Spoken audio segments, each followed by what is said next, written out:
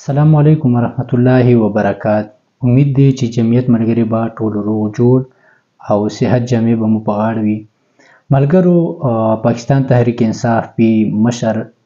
په خپل پروګرام کې د عمران خان چې څومره رازونه یې هغه ښکاره کړل. هغه په خپل پروګرام کې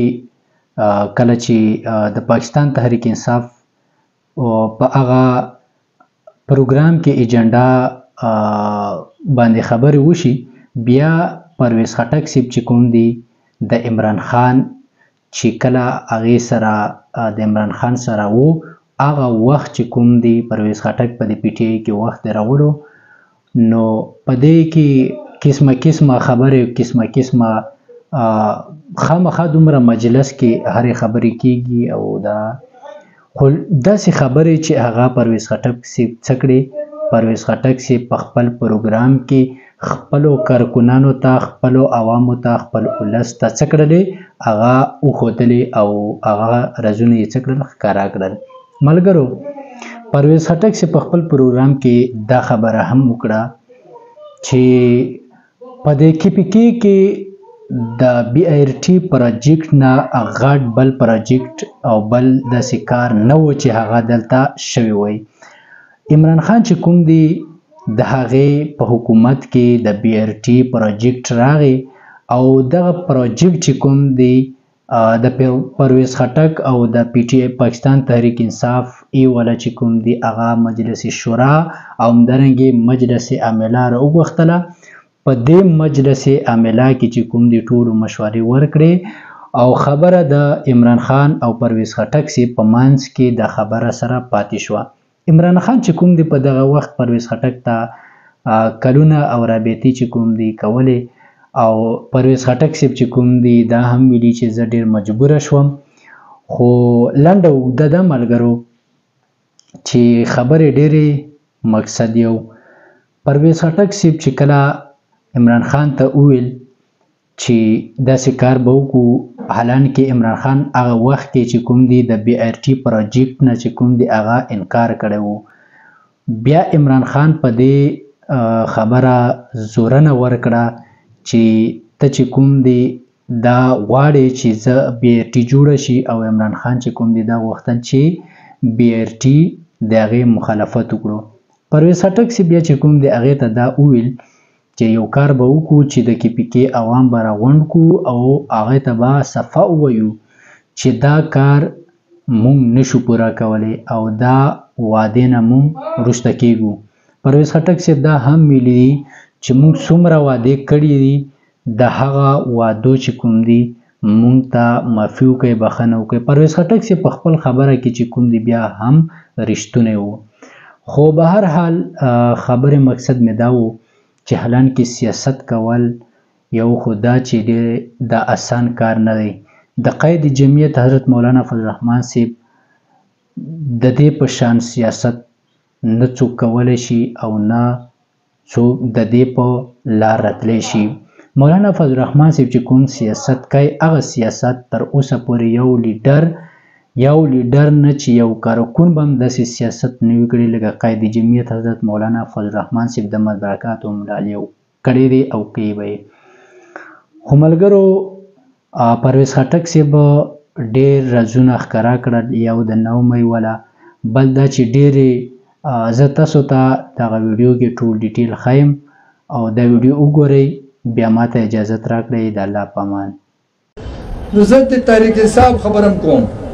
دا ما ته خلک یې چې د تحریک انصاف باره کې خبرې مه کوم، ولې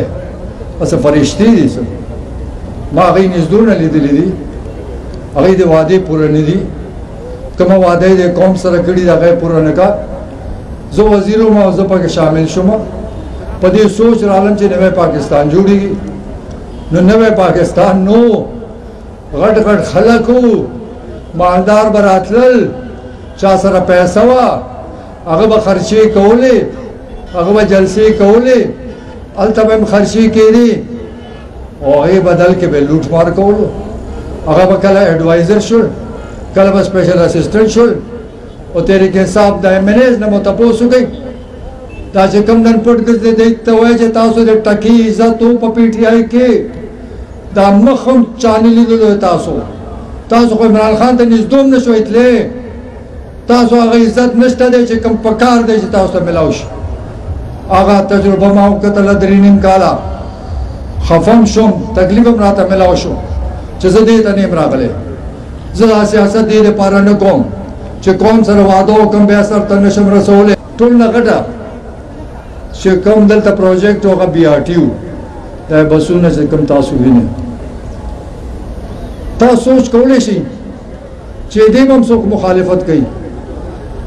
جواب راکړي دې مخالفت پکارو خو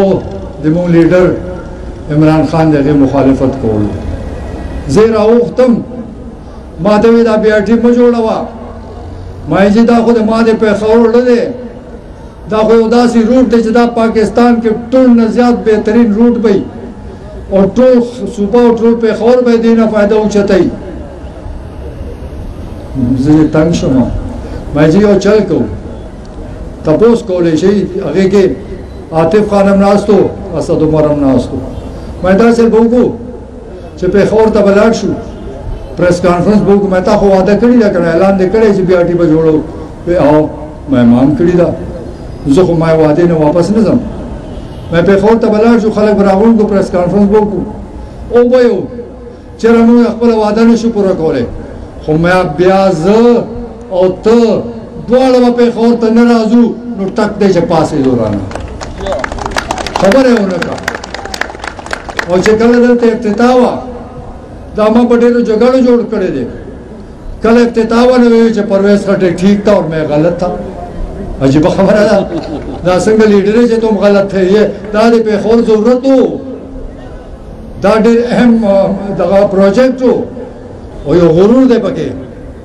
عمران خان وایي چې دا ټول هم که لاړه ما ته فرق نه پرېوځي زه ورته وایم چې غرور مه کوه الله تعالی غرور بدې شي په الله باندې غرور ښه نه لګي دا څنګه چې موږ روان یو دغسې هر ضلع کې هر تحصیل کې به تا نه خلک ځي او زه به تا ته وایم چې دا تا غرور نتیجه ده د تا د غرور د وجې نه دا خلک ځي الله تعالی فیصله کوي چې تا غرور به نه مني دلته کې د MMA حکومت پاتې دی راته وښیي دین دپاره څه کړي یو شی دې وښیي که نه موږ خو جوماتونو کې سولر شروع کړو یو جومات مخکې چانو جوړ کړی دا یې موږ په دور کې شروع شول جوماتونو کې به سولر شروع کړ او عالم امام مسجد ته مو 10,000 وظیفه مقرر کا نو دا د مسلمانانو حکومتو